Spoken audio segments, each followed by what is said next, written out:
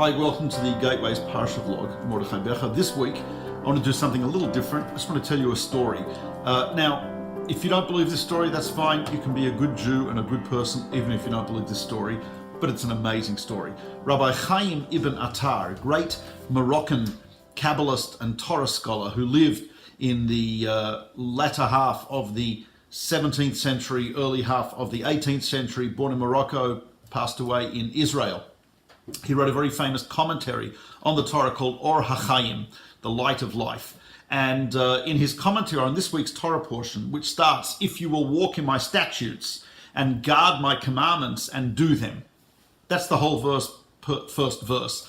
Rabbi Chaim ibn Attar has 42 explanations of this verse. 42 different explanations of this one verse, one commentary, 42 explanations. The story is told that one Friday, when he used to actually slaughter an animal for Shabbat and to distribute to the poor, etc., happened that week in his town, all the other animals that the regular butcher had turned out to be not kosher. They had injuries or diseases, etc. So a lot of people came to Reb Chaim in order to get meat. The last two people were a poor Torah scholar and a wealthy Jew. And the wealthy Jew said, "Look, don't give it to this guy. He's a nothing. He's destitute. He's poor. I mean, I'll pay you for this. I mean, look at me. I'm a prestigious man." Rabbi Chaim did not say anything, but he said, "I'm sorry. I have to give it to the Torah scholar," and he gave the Torah scholar the meat.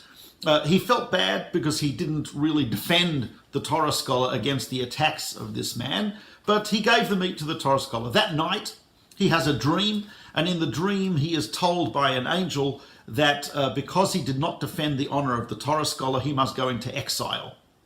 So that Saturday night, as soon as Shabbat's over, he says to his wife, "I'm leaving for a little time, I'm out." He leaves the town, he starts walking east. He starts walking east.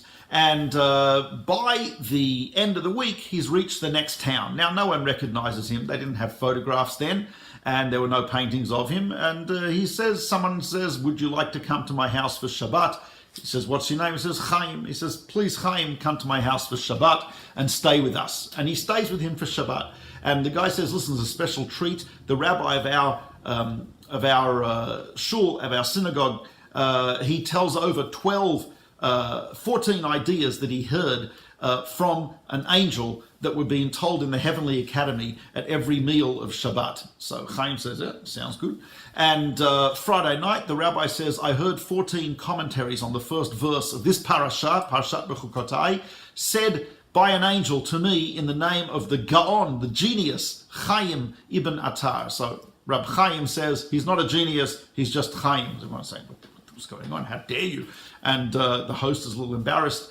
And anyway, the next day after lunch, they go to the rabbi, and the rabbi says, "I have another 14 explanations of this verse said to me by an angel in the name of the Kadosh, the holy Rabbi Chaim ibn Attar." And Reb Chaim says he's not holy, he's not a rabbi, just Chaim. Everyone's extremely upset at his lack of respect for the great Reb Chaim ibn Attar, not knowing that it's him. The third meal, the host is, please, I beg of you, do not say anything. He says, "All right, So the rabbi gets up and he says, "I have another 14 commentaries on this verse by the Tzaddik, the Kadosh, the holy, righteous, Gaon, Rabbi Chaim ibn Attar." And Chaim says he's none of those things. He's just Chaim. At this point, the rabbi can't take it anymore. He says, "Lock him up in the closet."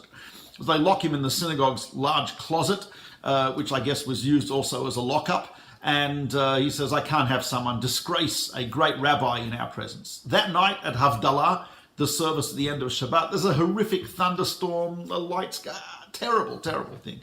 And the rabbi is a little disturbed because they usually don't have thunderstorms at this time of the year in Morocco. And after services, he goes to sleep. And he has a dream, and the angel tells him in the dream, he says, "Rabbi Chaim ibn Attar, the holy, sanctified, righteous genius, is in the closet of your synagogue, locked up." And he says, "Oh my God." So he gets up and he opens it up and he says, "I'm so sorry, I apologize." And Rabbi Chaim says, no problem, he says, because I had a dream that this was redemption and atonement for my not defending the honor of another Torah scholar. My honor was demeaned, and this was part of my atonement. It's an unbelievable story. Even if you don't believe the story, forget the story. 42 commentaries on the first verse of this week's Parsha, worthwhile looking at just to understand the depth, the breadth, and the infinite dimensions of the Torah which exist within every single word. Have a wonderful Shabbat. This is Mordechai Becher, Gateway's Parsha.